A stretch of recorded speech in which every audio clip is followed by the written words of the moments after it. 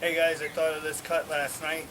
It's another falling stab, this time with two swords with a mixed grip. This is a perfect introduction to two swords, spinning, and flashy cuts. Okay? It's relatively easy. Well, the movements are relatively easy. The actual stabbing cut is going to be very, very difficult. And it's super flat. So, let's get started.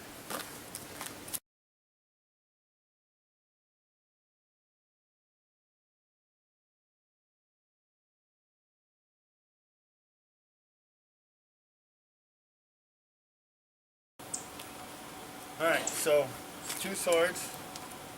This can be a wakizashi or down to a knife, a machete, whatever you want to use in your right hand. The magic is going to happen with your left hand.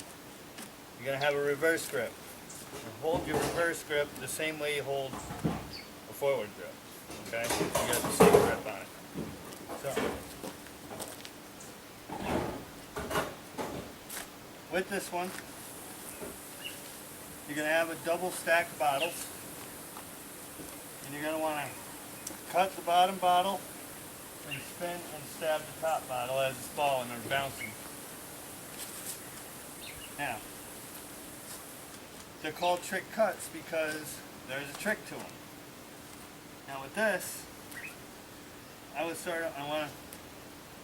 I figure it's going to go. So I'll start off in a position like this, and I'll come in and step over in this direction. Okay? My foot's pointed that way. Come in, make a controlled cut here. This is important.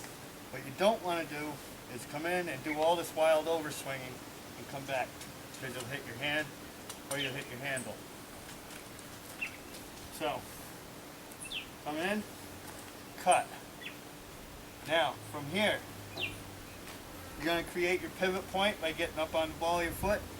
You don't have to get really high. All you got to do is just lift your heel high enough to break the friction between the ground and your foot. So from here, cut, make your pivot point, turn, and stab. Now, the tricky part of this is getting the tip of your left-handed sword to go come over top of the target. You want the point to come right over top of the target area. So, if I do it from here. So if I come from the front and I come in, now you see how far off I am. So it's a matter of finding the sweet spot where it comes in right over top of the target area. And that's what'll increase your chances of getting a stab. Okay, it's not a very hard movement.